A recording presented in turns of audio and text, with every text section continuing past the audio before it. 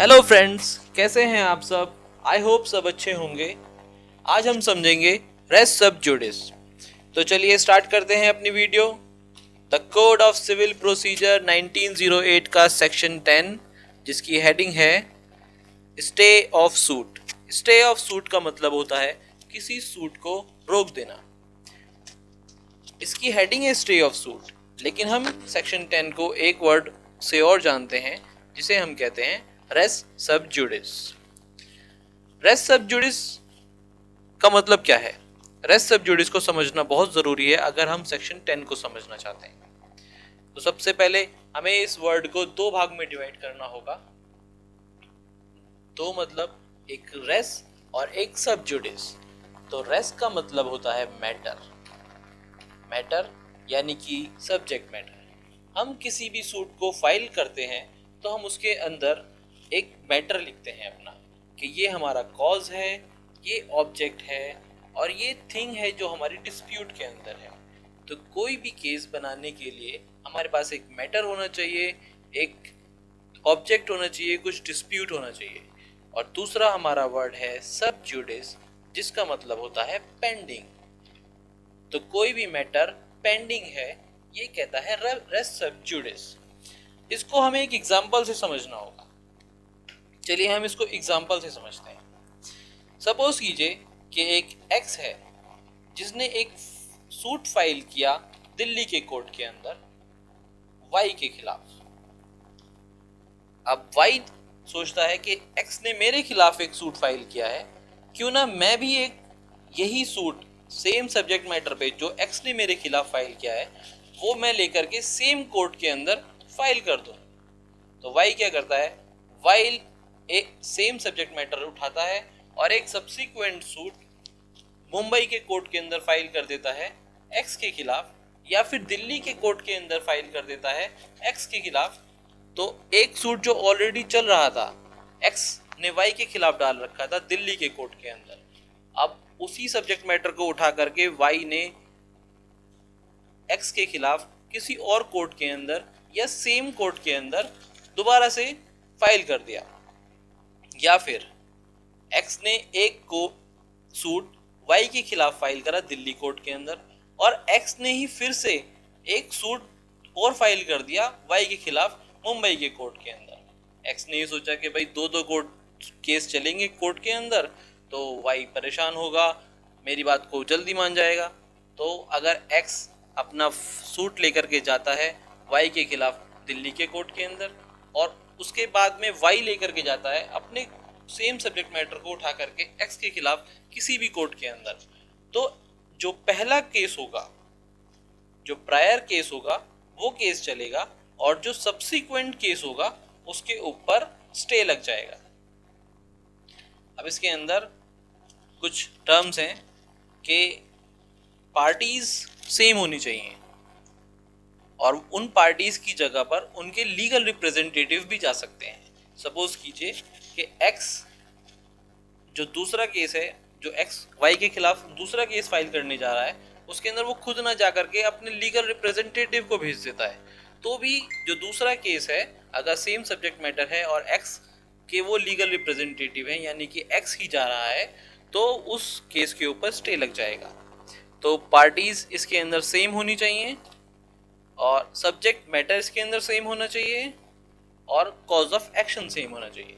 तो अगर ये तीनों चीज़ें हमारी फुलफिल होती हैं तो जो प्रायर सूट होगा वो चलेगा, उसके ऊपर ट्रायल चलेगा, और जो हमारा सब्सिक्वेंट सूट होगा उसको उसके ऊपर स्टे लग जाएगा, वो आगे नहीं चलेगा। स्टे लगने का मतलब ये नहीं है कि वो कि हमारा जो सब्सिक्वेंट सूट है वो ख़त्म हो जाता है, वो सिर्फ स्टे लगता है, वो सिर्फ रोका जाता है।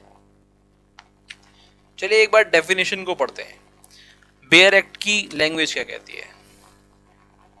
डेफिनेशन है इसकी, no court shall proceed with the trial of any such suit in which the matter in issue is also directly and substantially in issue in a previously instituted suit between the same parties or between parties under whom they or any of them claim litigating under the same title where such suit is pending in the same or any other court in India having jurisdiction to grant the relief claimed, or in any court beyond the limit of India established or continued by the central government and having like jurisdiction or before the Supreme Court. Explanation है इसका. The pendency of a suit in a foreign court does not preclude the court in India from trying a suit founded in the same cause of action. चलिए देखते हैं section 10 के essential elements क्या हैं. Apply only to legally maintainable suit, यानी कि जो suit legally maintainable होगा सिर्फ उसी के ऊपर सेक्शन 10 अप्लाई होगा. सूट हमेशा सिविल नेचर के होते हैं और सेक्शन 10 सिर्फ एप्लीकेबल होता है सिविल सूट के ऊपर, सिविल केसेस के ऊपर. There must be two suit, one is prior and another one is subsequent. Parties must be same. Prior suit must be pending.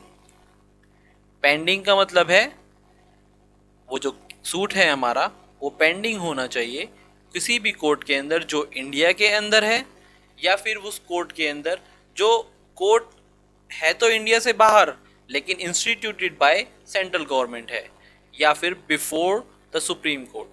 अब हमने यहाँ पे देखा कि कोर्ट एक आउटसाइड इंडिया है, आउटसाइड इंडिया है लेकिन वो सेंट्रल गवर्नमेंट द्वारा इंस्टीट्यूटेड है, तो हम इसके अंदर फॉरेन कोर्ट को कंसीडर नहीं करेंगे. अगर कोई सब्सिक्वेंट सूट किसी फॉरेन कोर्ट के अंदर जाता है तो उस पर स्टे लगाने का अधिकार हमें नहीं है और उससे जो हमारा प्रायर सूट है उसके ऊपर कोई फर्क नहीं पड़ेगा. चलिए कुछ इंपॉर्टेंट पॉइंट समझ लेते हैं सेक्शन 10 के. सबसे पहला पॉइंट है सेक्शन 10 बार्ड करता है सब्सिक्वेंट ट्रायल को, ना कि सेकंड सूट को. तो जो सेकंड सूट है वो हमारा बार्ड नहीं होगा, वो हमारा उसका अस्तित्व रहेगा, वो ख़त्म नहीं हो जाता. सिर्फ उसके ऊपर जो चलने वाली ट्रायल है उसको रोक दिया जाता है, उसके ऊपर स्टे लगा दिया जाता है. Application of section 10 can be taken at any stage. हम अपने सेक्शन 10 की जो एप्लीकेशन है उसको लेकर के हम किसी भी स्टेज में जा सकते हैं. ये ज़रूरी नहीं है कि शुरू में ही जाना है या फिर आखिर में ही जाना है या कभी बीच में जाना है. हम सेक्शन 10 के एप्लीकेशन को लेकर के कोर्ट के अंदर कभी भी जा सकते हैं. बट नॉर्मली ये कहा गया है कि सेक्शन 10 की एप्लीकेशन को लेकर के हम तब जाएं जब रिटन स्टेटमेंट डिफेंडेंट द्वारा फाइल कर दी गई हो, क्योंकि जब रिटन स्टेटमेंट डिफेंडेंट द्वारा फाइल कर दी जाएगी तब ज़्यादा अच्छे से समझ में आएगा कि जो सब्जेक्ट मैटर है वो दोनों केसेस के अंदर सेम है कि नहीं. जो प्रायर सूट के अंदर डिक्री पास होगी वो हमारे अगले सूट के अंदर भी वैलिड मानी जाएगी, यानी प्रायर सूट के अंदर फाइल की गई डिक्री को हम सब्सिक्वेंट सूट के ऊपर मान सकते हैं और वो उसके ऊपर वैलिड होगी.